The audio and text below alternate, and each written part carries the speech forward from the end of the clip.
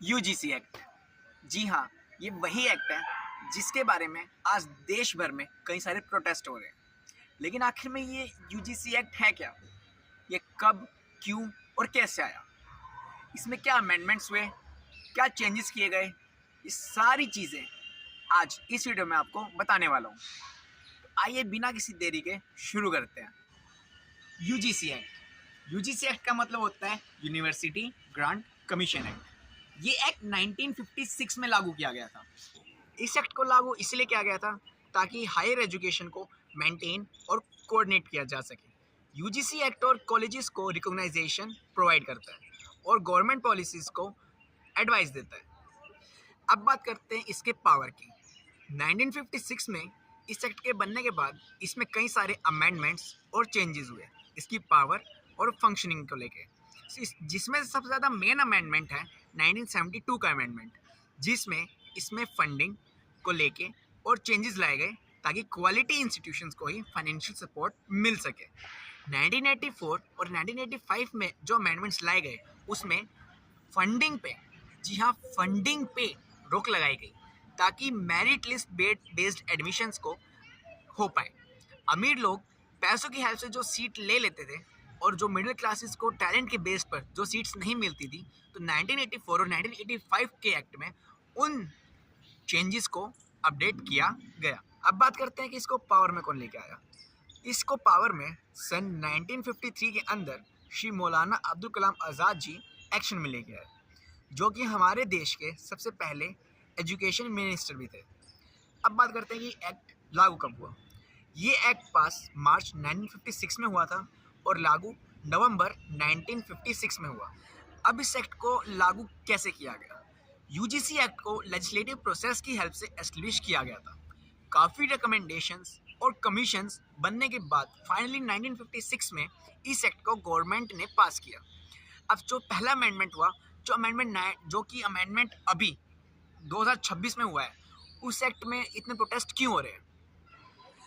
नए रूल्स के अकॉर्डिंग अगर एक यूनिवर्सिटी और कॉलेज में एक एंटी डिस्क्रिमिनेशन सेल ज़रूर होना चाहिए जो कास्ट, रिलीजन, जेंडर और डिसेबिलिटी के आधार पर एक्शन ले सके।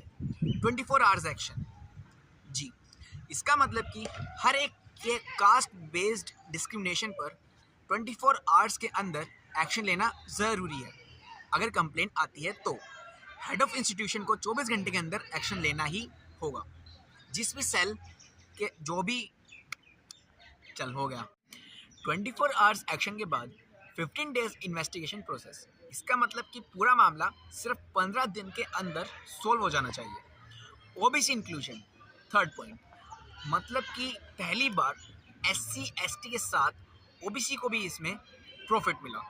पहली बार एससी एसटी के साथ साथ ओबीसी स्टूडेंट्स के खिलाफ होने वाली बदतमीजी को भी स्पेशली इन रूल्स में इंक्लूड किया गया है। अब बात करते हैं कि जो आजकल के टाइम पर प्रोटेस्ट हो रहे हैं उसका मेन रीज़न क्या है।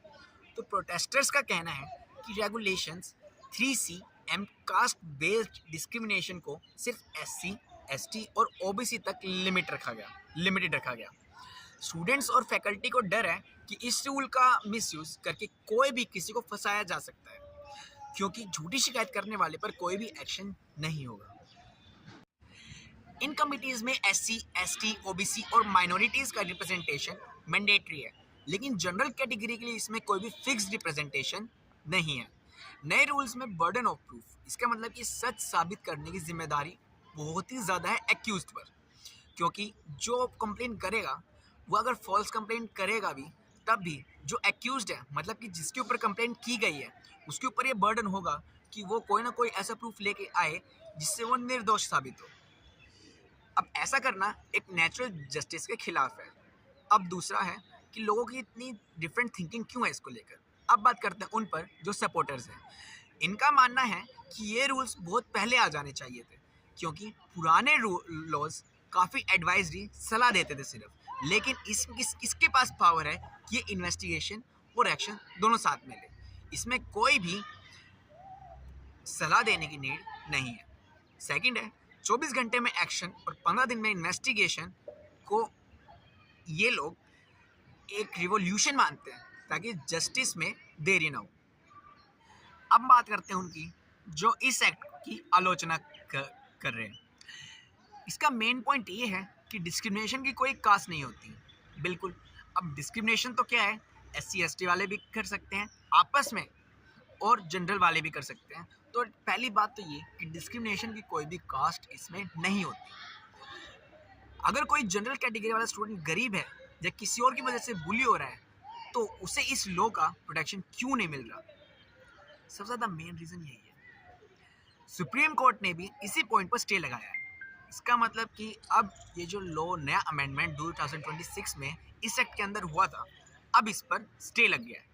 मतलब कि जो लास्ट अमेंडमेंट जहाँ तक हुआ था, सिर्फ वहीं तक अब ये सीमित रह गया है। जो लोग इस एक्ट के विरोध में हैं, उन्हें एक फॉल्स कंप्लेंट का भी डर है।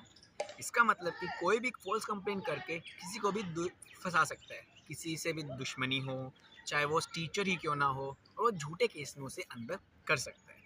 अब इसमें बर्डन किस पर होगा? वो होगा सिर्फ एक्यूज्ड पर। अब करते हैं इसके पॉजिटिव और नेगेटिव पॉइंट्स को discuss.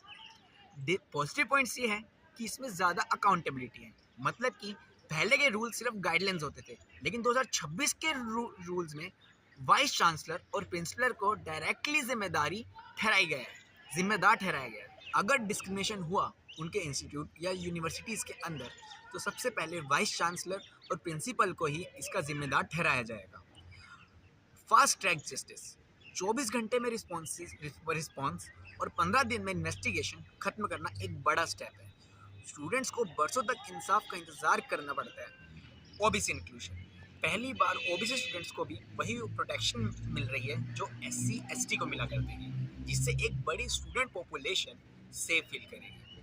Fourth, financial pressure, UGC के पास पावर है कि वो कॉलेज की फंडिंग ग्रांट्स रोक दे। पैसों का डर कॉलेजेस को रूल फॉलो करने पर मजबूर करेगा। नेगेटिव एस्पेक्ट, इनकम्प्लीट डेफिनेशन सबसे बड़ा नेगेटिव पॉइंट है। इसका मतलब कि सिर्फ SC ST OBC पर ही फोकस है। मिसयूज का डर, नए रूल्स में फॉल्स कंप्लेंटमेंट मतलब झूठी शिकायत करने वाले के लिए कोई सजा नहीं रखी गई है।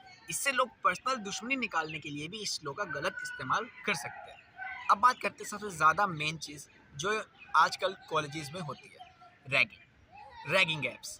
पुराने रूल्स 2012 के मुकाबले इसमें रैगिंग और बाकी टाइप्स की हरासमेंट को क्लियरली डिफाइन नहीं किया गया है, जो कि एक बड़ा लूप होल है। अब देखते हैं कि ये बेनिफिशियल कैसे है, सभी के लिए कैसे हो सकता है। अब इसमें मेरा पॉइंट ऑफ व्यू है, आप चाहो तो अपना ही बता सकते हो। सबसे बड़ा बदलाव ये होना चाहिए कि डिस्क्रिमिनेशन की डेफिनेशन में सिर्फ कास्ट नहीं, बल्कि इकोनॉमिक स्टेटस, रिलीजन, जेंडर और रीजन को भी शामिल किया जाए। इस कैटेगरी, जनरल कैटेगरी के गरीब स्टूडेंट्स को या नॉर्थ ईस्ट साउथ इंडिया में आए नए स्टूडेंट्स को भी प्रोटेक्शन मिलेगी। जो ड्राफ्ट्स हैं, जो कि कंप्लेंट कर रहा है, उसमें फॉल्स कंप्लेंट्स पर सज़ा का क्लॉज वापस लाना ज़रूरी है। अगर झूठी शिकायत करने वाले पर फाइन या डिसिप्लिनरी एक्शन का डर होगा, तो लोग सिर्फ असली केसेस को ही रिपोर्ट करेंगे। आशा करता हूँ कि आपको मेरे जो ये फैक्ट्स हैं ये पसंद आए होंगे। अब ऐसी काफ़ी सारी वीडियोस मैं आपके लिए लेकर आता रहूँगा। तो आशा करता हूँ कि आपको पसंद है तो प्लीज़ वीडियो को लाइक करना, शेयर करना, सब्सक्राइब करना, और आपको थोड़ी सी भी इन्फॉर्मेशन इसमें यूज़फुल लगी हो तो चैनल को सपोर्ट करना। Thank you. जय